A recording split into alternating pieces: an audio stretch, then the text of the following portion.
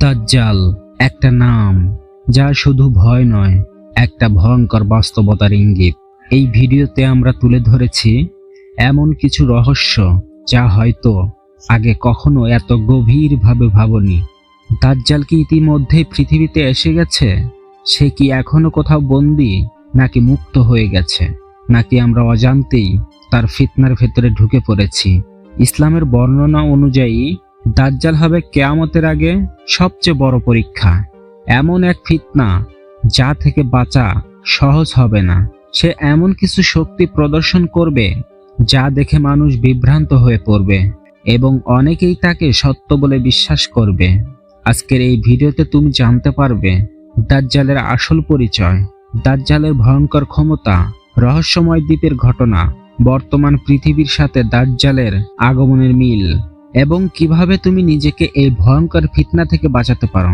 এই ভিডিওটি দুর্বল হৃদয়ের মানুষের জন্য নয়, কারণ এখানে এমন কিছু বাস্তবতা তুলে ধরা হয়েছে যা তোমার চিন্তা ভাবনাকে নাড়িয়ে দিতে পারে।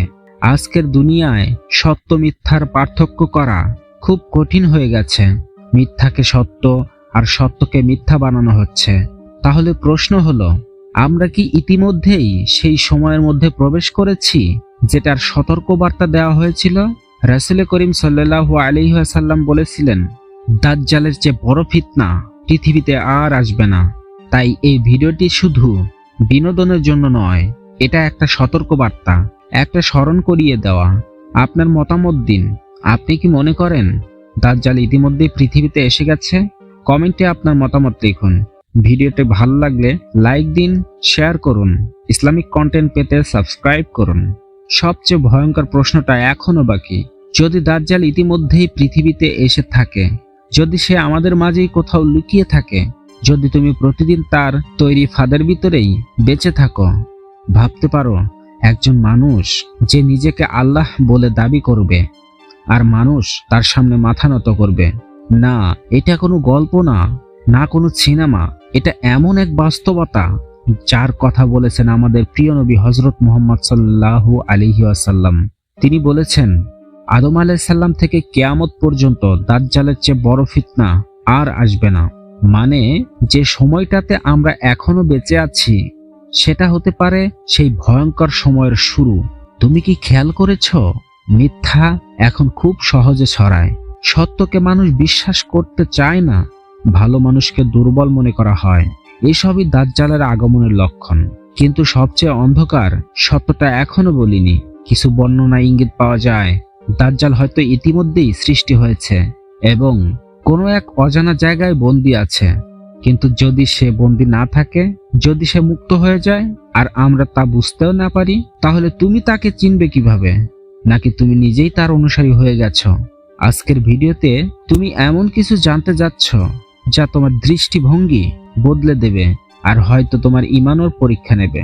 একটা সময় আসবে যখন পৃথিবী ভরে যাবে অস্থিরতায়, মানুষ দৌড়াবে কিন্তু জানবে না কিসের জন্য দৌড়াচ্ছে। সত্য থাকবে কিন্তু কেউ সেটা শুনতে চাইবে না। মিথ্যা ছড়িয়ে পড়বে আগুনের মতো আর মানুষ সেটাকেই সত্য মনে করবে। এই সময়টাই দাজ্জালের সময়। চলুন এখন সেই দাজ্জালের পরিচয়টা জেনে নেই। দাজ্জাল কোনো সাধারণ মানুষ না, সে হবে এক বিশাল পরীক্ষা, এক ভয়ঙ্কর ফিতনা। রাসূলুল্লাহ সাল্লাল্লাহু আলাইহি ওয়াসাল্লাম বলেছেন, তার এক চোখ অন্ধ থাকবে, আরেক চোখ হবে অস্বাভাবিক উঁচু, আর তার কপালে লেখা থাকবে কাফির। কিন্তু ভয়ঙ্কর বিষয় হলো, সবাই সেটা পড়তে পারবে না, শুধু প্রকৃত মুমিনরাই বুঝতে পারবে। দাজ্জালের শক্তি কেমন হবে? দাজ্জাল এমন কিছু ক্ষমতা পাবে যা দেখে মানুষ অবাক হয়ে যাবে।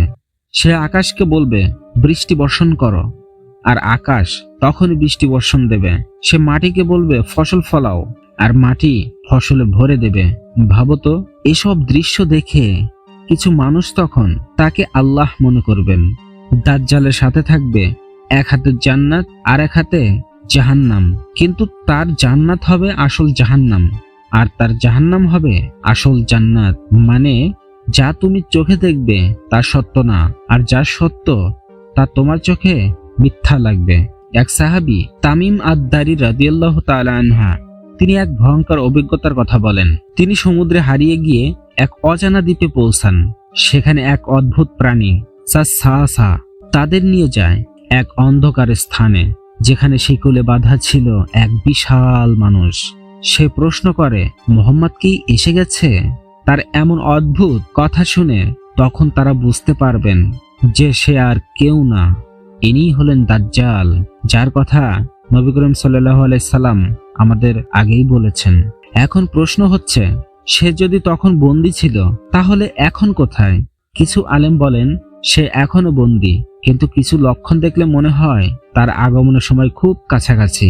আজকের পৃথিবীটা দেখো, মিথ্যা খুব দ্রুত ছড়ায়, মানুষ সত্য শুনতে চায় না, টাকা আর ক্ষমতাই সব হয়ে গেছে, মানুষ আল্লাহকে ভুলে যাচ্ছে, দুনিয়াকেই সবকিছু মনে করছে।